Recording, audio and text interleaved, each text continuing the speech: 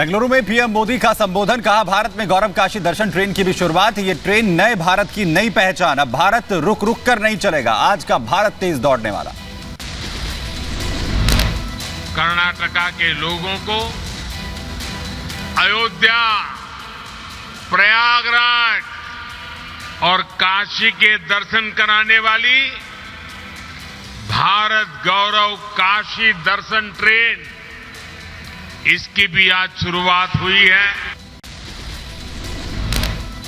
PM Modi ने बेंगलुरु में केम्पे गौड़ा अंतर्राष्ट्रीय हवाई अड्डे के टर्मिनल 2 का किया उद्घाटन। 5,000 करोड़ की लागत से तैयार हुआ है टर्मिनल 2। उसकी सुविधाओं का, उसके इंफ्रास्ट्रक्चर को। पीएम मोदी ने कहा कि देश के विकास में कनेक्टिविटी की अहम भूमिका। देश में एयरपोर्ट की संख्या 140 हुई। देश भर के एयरपोर्ट पर हवाई यात्रियों की संख्या बढ़ी। देश आगे बढ़ रहा है, उसी तरह एयरपोर्ट्स पर पैसेंजर्स की संख्या भी बढ़ रही है। हमारी सरकार देश में नए एयरपोर्ट्स का भी निर्माण करा रही है।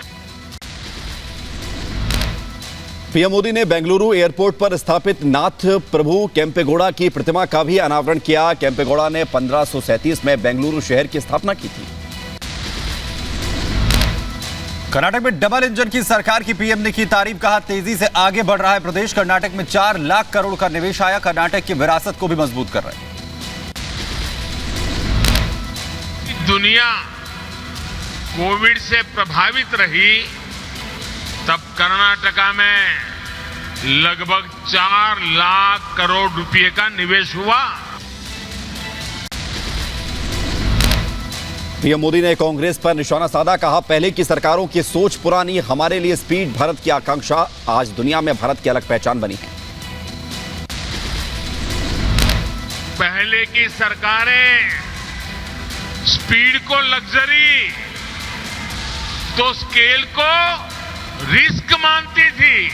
हम स्पीड को भारत की आकांक्षा मानते हैं। बेंगलुरु पहुंचने पर पीएम मोदी का हुआ भव्य स्वागत। बड़ी संख्या में लोगों ने पीएम का किया वेलकम। के लिए झंडी दिखाते हुए मैसूर से चेन्नई का सफर हुआ आसान। काशी दर्शन ट्रेन को भी दिखाई हरी झंडी। बेंगलुरु में पीएम मोदी ने कवि कनक दास को दी श्रद्धांजलि। प्रतिमा के पास पहुंचकर किया नमन, फूल अर्पित किए। तमिलनाडु के दौरे पर भी जाएंगे पीएम मोदी। तमिलनाडु में गांधी ग्रामीण संस्थान के 36वें दीक्षांत समारोह में शामिल होंगे। ज्ञानवापी परिसर का एएसआई सर्वे करने की मांग को लेकर इलाहाबाद हाईकोर्ट में हुई सुनवाई। मामले की अगली सुनवाई 28 नवंबर को होगी। थोड़ी देर में ज्ञानवापी मामले में सुप्रीम कोर्ट में सुनवाई। शिवलिंग की जगह सुरक्षित करने की मांग को लेकर हिंदू पक्ष ने दाखिल की अर्जी। वाराणसी कोर्ट में भी सुनवाई। ज्ञानवापी में कथित शिवलिंग क्षेत्र को संरक्षित रखने का सुप्रीम कोर्ट का आदेश 12 नवंबर को खत्म हो रहा है। सुप्रीम कोर्ट द्वारा जारी किए गए अंतिम आदेश को आगे बढ़ाने की हो रही है मांग। अयोध्या में मस्जिद ट्रस्ट जमीन के उपयोग को बदलने की मांग की गई है। कहा कृषि उपयोग की जमीन पर मस्जिद और अस्पताल का निर्माण नहीं हो सकता। जैकलिन की जमानत पर फैसला आज। जैकलिन की सिक्योरिटी टीम कोर्ट में मौजूद। पटियाला हाउस कोर्ट सुनाएगा बड़ा फैसला। मनी लॉन्ड्रिंग मामले में आरोपी है जैकलिन। पूर्व प्रधानमंत्री राजीव गांधी की हत्या के मामले में सभी 6 दोषियों की रिहाई। सुप्रीम कोर्ट ने नलिनी, रविचंद्रन, मुरुगन, संथन, जयकुमार और रॉबर्ट पायोस को रिहा करने का आदेश दिया। केजरीवाल पर बीजेपी का बड़ा हमला, कहा आप कट्टर भ्रष्ट पार्टी। शराब घोटाले की परतें खुल रही हैं।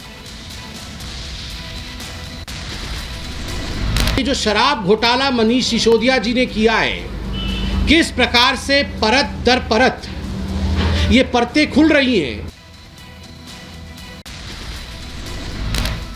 बीजेपी नेता संबित पात्रा का सिसोदिया पर बड़ा आरोप, कहा मनीष सिसोदिया ने 140 मोबाइल फोन बदले। डिजिटल फुटप्रिंट को मिटाने के लिए 1 करोड़ 40 लाख के फोन बदले गए।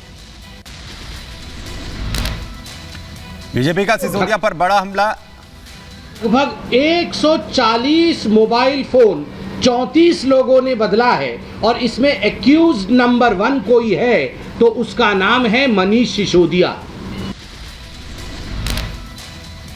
सिसोदिया का बड़ा हमला, कहा शराब नीति मिस्र कारोबारियों को लीक कर दी गई और 2 कारोबारियों से 100 करोड़ एडवांस लिए गए। करीबी ठेकेदारों को गलत तरीके से फायदा पहुंचाया गया।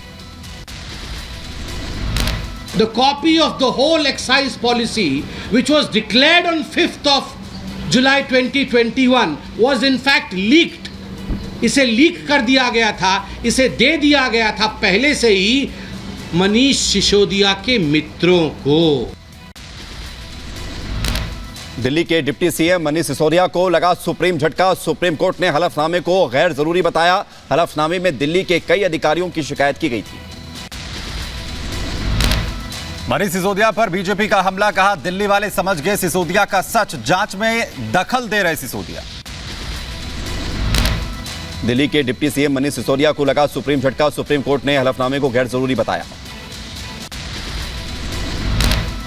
मनीष सिसोदिया पर बीजेपी का बड़ा हमला, कहा दिल्ली वाले समझ गए सिसोदिया का सच, जांच में दखल दे रहे हैं सिसोदिया।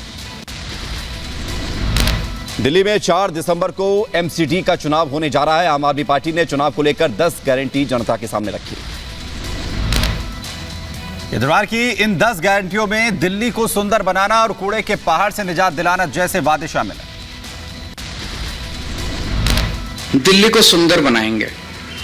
बहुत दुख होता है, चारों तरफ कूड़ा कचरा, कूड़े के पहाड़, कूड़ा ही कूड़ा है, कूड़ा ही कूड़ा है, कीचड़, नालियां भरी पड़ी हैं।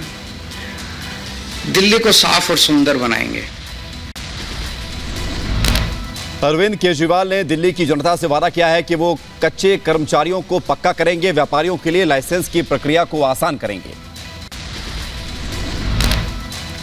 एमसीडी चुनाव से पहले केजरीवाल के 10 गारंटी वाले दांव पर बीजेपी का तंज, कहा जिन पर वारंट है वो क्या गारंटी देंगे।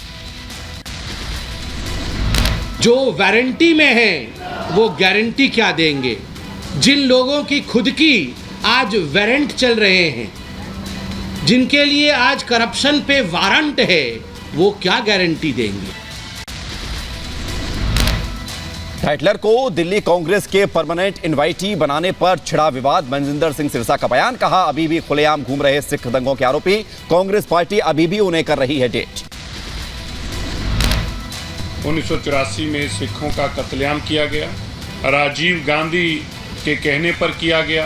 आज भी वो कातिल शरेआम घूम रहे हैं और निरंतर पिछले कई सालों से कांग्रेस ने उन कातिलों को अपने गले से लगा कर रखा है। मनजिंदर सिंह सिरसा ने कांग्रेस आला कमान से किया सवाल, कहा मैं राहुल गांधी और सोनिया गांधी से पूछना चाहता हूं कि कातिलों को अपने साथ बैठाकर देश को कैसे जोड़ा जा सकता है। मैं राहुल गांधी से, सोनिया गांधी से पूछना चाहता हूं, कातिलों को गले लगाकर देश को कैसे जोड़ा जा सकता है। कातिलों को संरक्षण देकर देश को कैसे जोड़ा जा सकता है। मनजिंदर सिंह सिरसा ने टाइटलर को लेकर केजरीवाल पर भी निशाना साधा, कहा केजरीवाल अपने दोस्त जगदीश टाइटलर को बचाएंगे। पंजाब में सिखों के वोट पर बनाई सरकार, लेकिन इस मुद्दे पर अभी तक चुप क्यों हैं। टाइटलर का किया बचाव, कहा जगदीश टाइटलर पर कोई भी मुकदमा पेंडिंग नहीं, बीजेपी इसे बना रही है राजनीति का मुद्दा। टाइटलर दोषी हैं तो जेल भेजे बीजेपी सरकार। जगदीश टाइटलर के खिलाफ कोई क्रिमिनल केस पेंडिंग नहीं है। भारतीय जनता पार्टी राजनीति कर रही है। आज तो सत्ता आपके पास है। अगर टाइटलर गुनहगार है तो वो बाहर कैसे घूम रहे, उन्हें जेल के अंदर डालिए। टाइटलर को कांग्रेस में जिम्मेदारी देने पर शहजाद पूनावाला ने तंज कसा है, कहा कांग्रेस का हाथ हमेशा सिख दंगाइयों के साथ रहा है।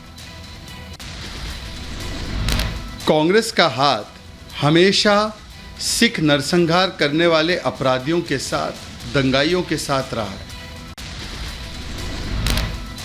उपराष्ट्रपति जगदीप धनखड़ कंबोडिया के लिए हुए रवाना। आसियान भारत स्मारक शिखर सम्मेलन और 17वें एशिया शिखर सम्मेलन में होंगे शामिल। यूपी के वाराणसी में सीएम योगी आदित्यनाथ रुद्राक्ष कन्वेंशन सेंटर में पीएम मोदी पर आधारित फोटो प्रदर्शनी का किया उद्घाटन। 17 नवंबर तक प्रदर्शनी का आयोजन। यूपी के नोएडा में अमेरिकी ट्रेजरी सचिव जेनेट येलेन जो बाइडेन का दिया संदेश, कहा भारत दुनिया की सबसे तेज बढ़ती अर्थव्यवस्थाओं में से एक है। टीएमसी नेता अनुव्रत मंडल को सुप्रीम कोर्ट से झटका। सुप्रीम कोर्ट ने हाईकोर्ट से मिली छूट को बताया गलत। हाईकोर्ट ने अनुव्रत मंडल की गिरफ्तारी पर लगाई थी रोक। अलीगढ़ में एक हिंदू महिला से युवक ने की छेड़छाड़। विरोध करने पर जूते मारने का लगाया आरोप। बीजेपी कार्यकर्ताओं ने थाने का किया घेराव।